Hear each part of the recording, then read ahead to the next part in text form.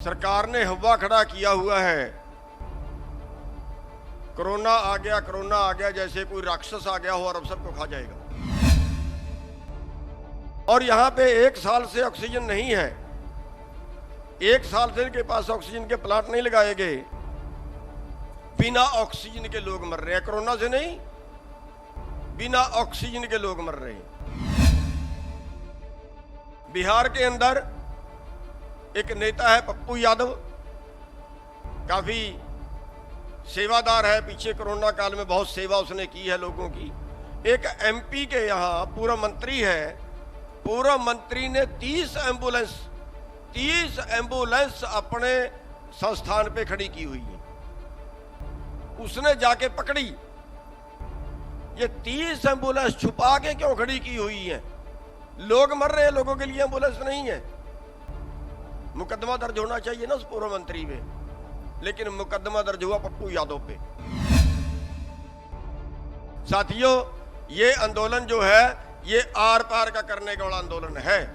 इससे बड़ा आंदोलन आज तक खड़ा नहीं हुआ जिस तरीके से इस बार में हम लड़ रहे हैं। इतना बड़ा आंदोलन पहले कभी खड़ा नहीं हुआ। मंच पर बैठे सभी सम्माननीय लीडर साहिबान, सामने बैठे हमारे सभी भाइयों, बुजुर्गों, प्यारे बच्चों, हमारी माताएं बहनें बैठी हैं, सभी को वाहिगुरु जी का खालसा, वाहिगुरु जी की फतेह। साथियों, आज हम बताना चाहेंगे थोड़ा सा सरकार के बारे में। सरकार ने हवा खड़ा किया हुआ है। कोरोना आ गया जैसे कोई राक्षस आ गया हो और अब सबको खा जाएगा। लेकिन सरकार का धर्म क्या है? पिछले 1 साल से ज्यादा हो गया है कोरोना करते, इसको महामारी बताते, लेकिन उसके लिए सरकार ने इंतजाम क्या किए? अभी कह रहे हैं गैस नहीं है। जहां पूरे देश में हाहाकार मचा हुआ गैस से, ऑक्सीजन नहीं है। 1 करोड़ का प्लांट लगता है ऑक्सीजन लगाने का, 1 हफ्ते में प्लांट लग जाता है नया। और यहां पे 1 साल से ऑक्सीजन नहीं है। 1 साल से इनके पास ऑक्सीजन के प्लांट नहीं लगाए गए। बिना ऑक्सीजन के लोग मर रहे हैं। कोरोना से नहीं, बिना ऑक्सीजन के लोग मर रहे हैं। कोरोना का हवा खड़ा करने के लिए ऑक्सीजन की कमी कर दी गई है। नहीं, जितनी फैक्ट्रियों में ऑक्सीजन लगती है, कोई और कामों में ऑक्सीजन लगती है, उस सब को बंद कर दें, सारी ऑक्सीजन अस्पतालों में ही आए। लेकिन नहीं किया। जो टिक्का लगता है 50-50 हजार का टिक्का, ब्लैक, 25-25 हजार का ऑक्सीजन का सिलेंडर ब्लैक, कहां सो रही है सरकार?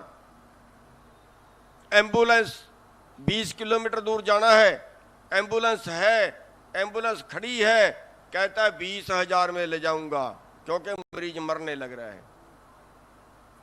मरीज की सांसें निकल रही हैं, मरने लग रहा है।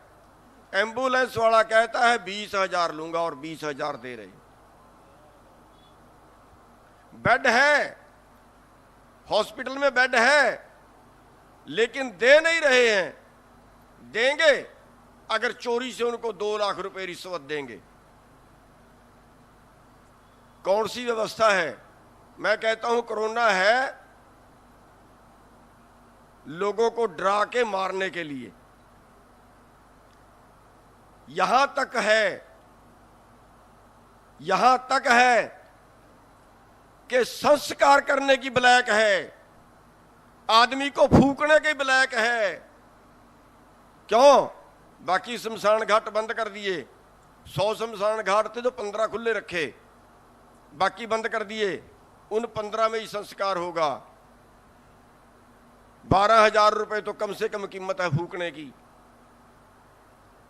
वरना तो लाइन लगी है और 50,000 रुपए तक भी ब्लैक है। कौन सा जमाना आ गया, कौन सी सरकार है ये? इतनी फेलियर सरकार हमने आज तक नहीं देखी। एक नया मामला और सामने आया। बिहार के अंदर एक नेता है पप्पू यादव, काफी सेवादार है, पीछे कोरोना काल में बहुत सेवा उसने की है लोगों की। एक एमपी के यहां पूर्व मंत्री है, पूर्व मंत्री ने 30 एम्बुलेंस अपने संस्थान पे खड़ी की हुई है। उसने जाके पकड़ी। ये 30 एम्बुलेंस छुपा के क्यों खड़ी की हुई है? लोग मर रहे हैं, लोगों के लिए एम्बुलेंस नहीं है। मुकदमा दर्ज होना चाहिए ना उस पूर्व मंत्री पे, लेकिन मुकदमा दर्ज हुआ पप्पू यादव पे। एम्बुलेंस क्यों दे रहे हैं? एम्बुलेंस क्यों पकड़ी इसने? पप्पू यादव पे मुकदमा दर्ज हुआ, अरेस्ट कर लिया। साथियों, ये सरकार पता नहीं तो आबादी कम करने का इनका चक्कर है कि मरने तो जितने मरते हैं, और पता नहीं इनमें इंसानियत नाम की चीज नहीं बची है। और आज का जो आंदोलन है, आज का आंदोलन भी इस इंसानियत को बचाने के लिए है। और मैं तो ये कहता हूं कि आज पूरी दुनिया को, पूरे देश को खड़ा हो जाना चाहिए। छोटे से छोटे आदमी को भी खड़ा हो जाना चाहिए। कोई और लड़ने नहीं आएगा हमारे लिए, कोई लड़ने नहीं आएगा हमारे लिए। हमें खुद लड़ना पड़ेगा, खुद लड़ना पड़ेगा। वरना इस सरकार की जो नीतियां हैं, ये पक्का है कि देश के अंदर तबाही आनी है। क्यों इलाज फ्री नहीं किया जाता? पंजाब से खबर आ रही थी कि गुरुद्वारा साहब की तरफ से, अमृतसर की तरफ से ऐलान किया गया है कि पूरे पंजाब का इलाज फ्री कराएंगे। खबर आई, बाकी तो आप लोग जानते होंगे ज्यादा। लेकिन एक हमारे देश के अंदर जहां पेट भरने का गुजारा नहीं है, जहां 2 वक्त की रोटी नहीं है, अगर उसको कोरोना होता है तो क्या वो इलाज करा सकता है? क्यों इलाज फ्री नहीं है? ये इतने जो है वो कॉलेज पढ़े हैं, इतने स्कूल पढ़े हैं, उनके अस्पताल बना दिए जाएं। क्यों मरने के लिए छोड़ दिया लोगों को? क्यों फ्री इलाज नहीं है सबका? साथियों, आज वक्त है पूरे देश को जुड़ने का। बीमारी से मरेंगे, और अगर बीमारी से बच गए तो फिर भूख से मरेंगे। हम समझाना इतनी सी बात चाहते हैं कि ये ना किसान के पक्ष में है सरकार, ना मजदूर के पक्ष में है सरकार, ना शहर वाले के पक्ष में है सरकार। ये तो पता नहीं तो दुनिया को मारने के लिए बनी है, और पता नहीं इनकी जो प्लानिंग है वो किस तरह की, हमें समझ नहीं आती। आज जो आंदोलन चल रहा है, ये आंदोलन एक तरह से इस बदलाव का आंदोलन मान लीजिए। इस सरकार को नहीं, व्यवस्था को, हालातों को बदलने की जरूरत पड़ेगी। और इस हालातों को बदलने की जरूरत में, क्योंकि हालात पूरे देश के लिए बदलने हैं, केवल किसान के लिए नहीं। अगर कहीं चंद लोगों के घरों में, चंद लोगों के गोदामों में ये अनाज कैद हो गया, तो जो लोग आज ऑक्सीजन की ब्लैक कर सकते हैं, सामने मरीज मर रहा है और वो ऑक्सीजन के सिलेंडर की ब्लैक कर रहा है, सामने मरीज मर रहा है वो टिक्के की ब्लैक कर रहा है, हर चीज की ब्लैक कर रहा है, शमशान घाट तक में ब्लैक हो रही है। तो क्या कल वो अनाज की ब्लैक नहीं करेंगे? अगर अनाज चंद लोगों के कब्जे में चला जाए तो क्या वो अनाज खाने के लिए देंगे? वो अगला स्टेप होगा मारने का। आने वाले टाइम में हिंदुस्तान के अंदर सबसे ज्यादा लोग भूख से मरेंगे, सबसे ज्यादा लोग भूख से मरेंगे, और तब कुछ नहीं कर पाएंगे हम लोग। आज किसान लड़ रहा है, अपने लिए नहीं, पूरे देश के लिए लड़ रहा है। आज हम उन लोगों को चेता रहे हैं एक तरह से, जो लोग आज कह रहे हैं कि किसानों का आंदोलन है। हमारा तो आंदोलन नहीं है। जो शहर में बैठे लोग हैं, भूख से वो ज़्यादा मरेंगे। हम तो हमें तो जितनी हमें ज़रूरत होगी गेहूं की उतनी साल की रख लेंगे, जितनी ज़रूरत होगी धान की उतनी साल के लिए रख लेंगे। हम तो किसी तरह फिर भी बच जाएंगे। लेकिन जिनके पास ज़मीन नहीं है वो लोग तो सारा मोल का लेके खाएंगे।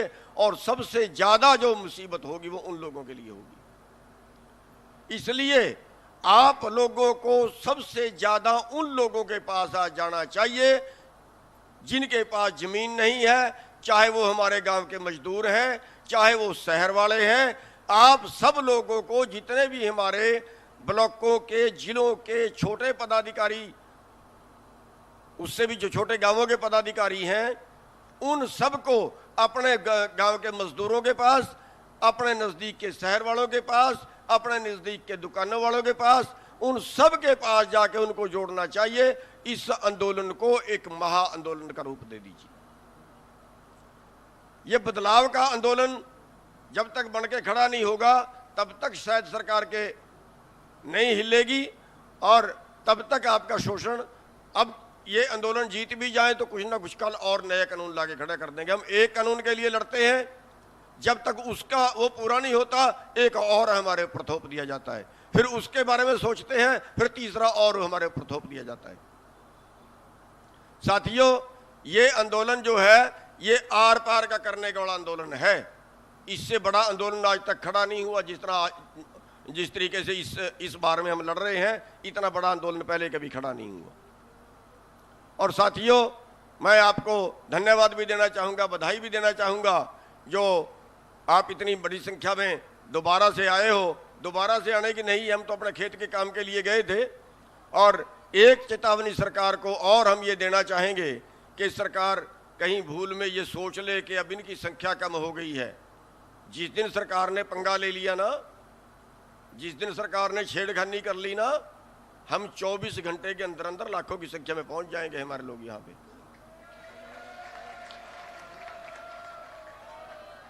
तो बस मैं ज़्यादा कुछ ना बोलता हुआ आप सब लोगों का के दर्शन करने के लिए आ गया था। तो मेरे को थोड़ी जाने की भी जल्दी है, इसलिए थोड़ा टाइम बाकी लोगों से पहले लिया, माफ़ी भी चाहूँगा। तो आप लोग जो इतनी संख्या में आए हैं, और मैं बस यही बेनती करता हुआ कि जिन लोगों के पास ज़मीन नहीं है उन लोगों को भी हम ज़्यादा से ज़्यादा अपने साथ जोड़ें, ताकि देश के अंदर एक महा आंदोलन खड़ा किया जा सके। आपने हमारी बात सुनी, सबका बहुत बहुत धन्यवाद।